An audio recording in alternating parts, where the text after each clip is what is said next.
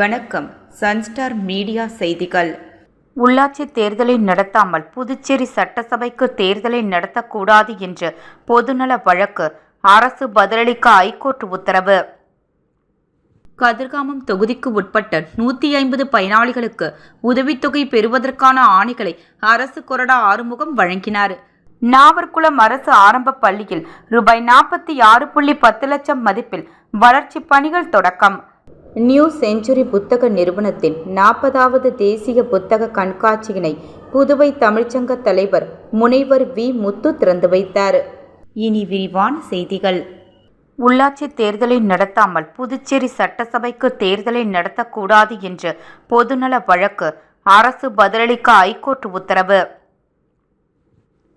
புதுச்சேரி உள்ளாட்சி தேர்தலை நடத்தாமல் சட்டசபை தேர்தலை நடத்தக்கூடாது என்று தொடரப்பட்ட பொதுநல வழக்குக்கு புதுச்சேரி அரசு பதிலளிக்கும்படி ஐகோர்ட் உத்தரவிட்டு உள்ளது.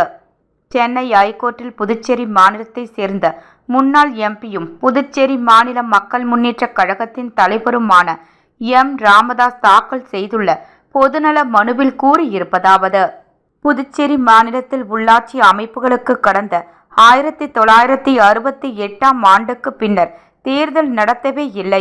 சுமார் 38 ஆண்டுகளுக்கு பிறகு 2006ஆம் ஆண்டு உள்ளாட்சி தேர்தல் நடத்தப்பட்டது. இந்த தேர்தலில் வெற்றி பெற்றவர்களின் பதவி காலம் கடந்த 2011ஆம் ஆண்டு முடிவுக்கு வந்தது. அதன் பின்னர் கடந்த 14 ஆண்டுகளுக்கு மேலாக உள்ளாட்சி தேர்தலை நடத்தவில்லை.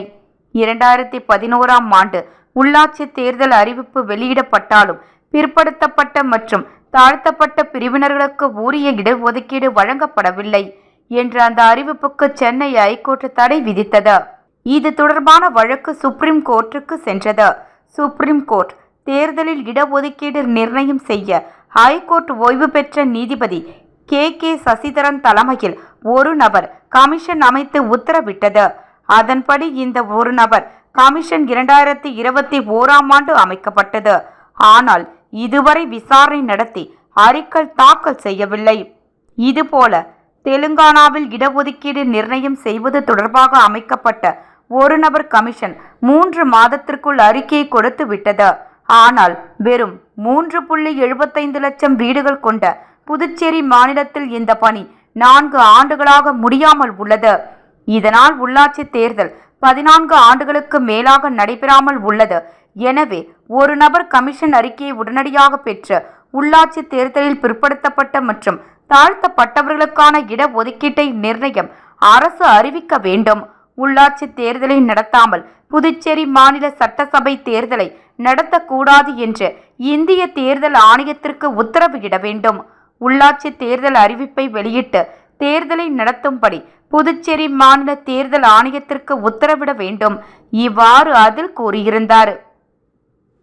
கதிர்காமம் தொகுதிக்கு உட்பட்ட 150 பயனாளிகளுக்கு உதவித்தொகை பெறுவதற்கான ஆணைகளை அரசு கொறடா ஆறுமுகம் வழங்கினார்.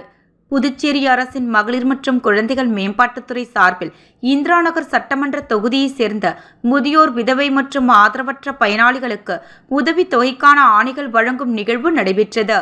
இந்த நிகழ்வில் அரசு கொறடாவும் இந்திரா நகர் தொகுதி சட்டமன்ற உறுப்பினருமான ஏ.கே.டி. ஆறுமுகம் இந்திரா நகர் சட்டமன்ற அலுவலகத்தில் நடைபெற்ற நிகழ்ச்சியில் கலந்து கொண்டு மொத்தம் 150 பயனாளிகளுக்கு உதவித்தொகை பெறுவதற்கான ஆணைகளை வழங்கினார். இந்த நிகழ்வில் கலந்து கொண்ட பயனாளிகள் அரசின் இந்த உதவி திட்டம் தங்களுக்கு பெரிய ஆதரவாக இருக்கும் என தெரிவித்ததுடன் தொடர்ந்து மக்கள் நல பணிகளை முன்னெடுத்து வரும் நமது சட்டமன்ற உறுப்பினர் ஆறுமுகம் அவர்களுக்கு நன்றியையும் பாராட்டையும் தெரிவித்தனர். நாவற்குளம் அரசு ஆரம்ப பள்ளியில் ரூபாய் 46.10 லட்சம் மதிப்பில் வளர்ச்சி பணிகள் தொடக்கம். புதுச்சேரி மாநிலம் காலாப்பட்டு சட்டமன்ற தொகுதிக்கு உட்பட்ட நாவற்குளம் அரசு ஆரம்ப பள்ளியில் மாணவர்களின் கல்வி வசதிகளை மேம்படுத்தும் வகையில் வளர்ச்சி பணிகளுக்கான அடிக்கல் நாட்டு விழா நேற்று நடைபெற்றது. நிகழ்ச்சியில் பாராளுமன்ற உறுப்பினர் செல்வ கணபதி கலந்து கொண்டு ரூபாய் 31.6 லட்சம் மதிப்பில் மேற்கொள்ளப்பட்டுள்ள பணிகளுக்கான அடிக்கல்களை நாட்டினார்.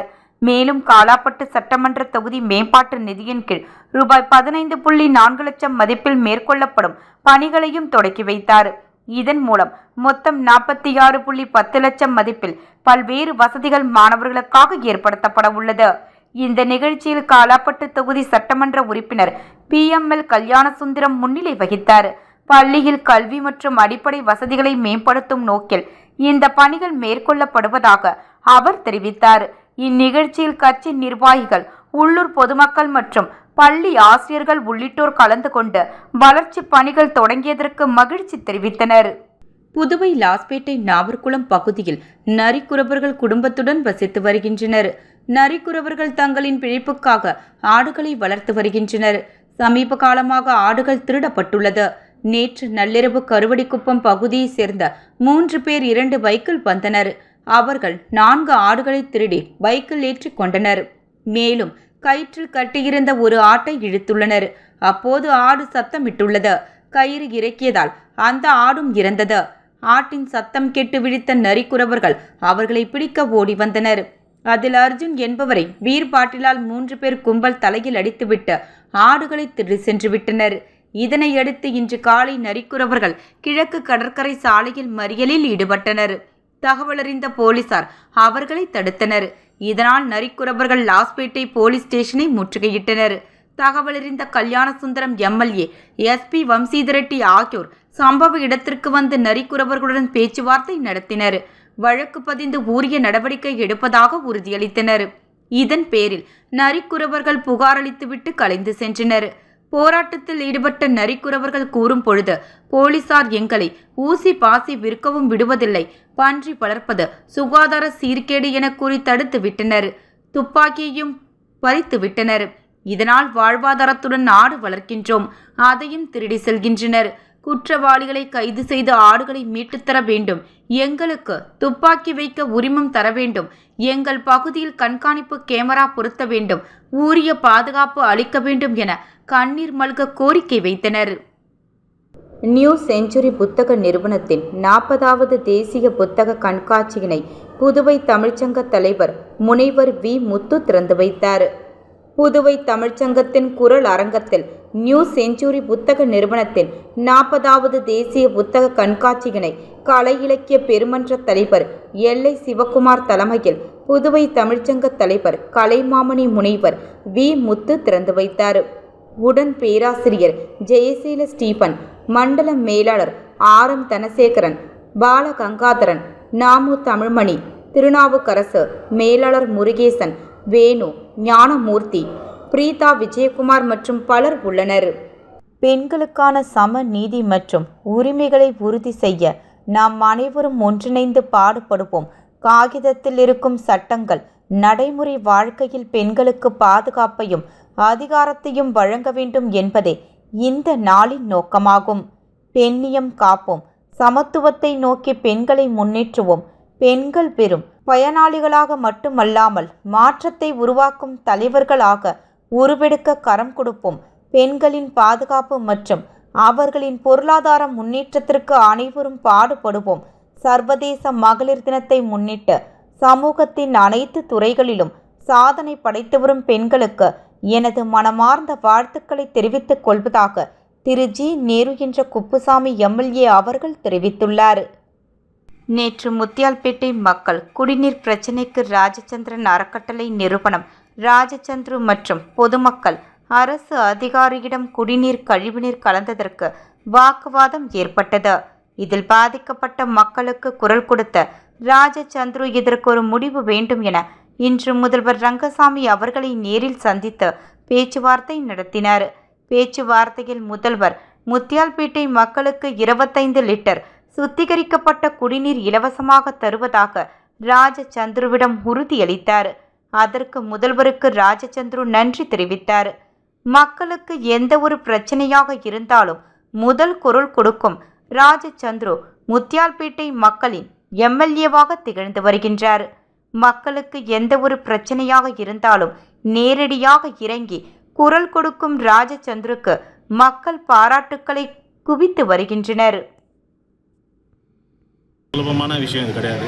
ஸோ அதனால் எல்லாத்தையும் தோண்டிக்கிட்டு இருக்காங்க. எந்த இடம்ன்றது கண்டுபிடிக்கிறது ரொம்ப சிரமமான இருக்குது. அதனால் பைப் கனெக்ஷனை கொஞ்சம் மாற்றி கொடுத்துட்ருக்குறாங்க. அதனால் இப்போ நாங்கள் வந்து மேற்கொண்டு என்ன பண்ணோம், முதலமைச்சர் ஐயா கிட்ட குடி தண்ணீர் ரொம்ப கஷ்டமாக இருக்குன்றதுனால அந்த 25 litre can daily RO plan கொடுக்குறாங்க. 7 ரூபா பணம் வாங்கிட்டு அதை இலவசமாக கொடுக்கணும்னு கோரிக்கை வச்சு கேட்டிருந்தேன். கண்டிப்பாக கொடுக்க சொல்கிறேன், நீங்கள் போங்கன்னு சொல்லியிருக்காரு.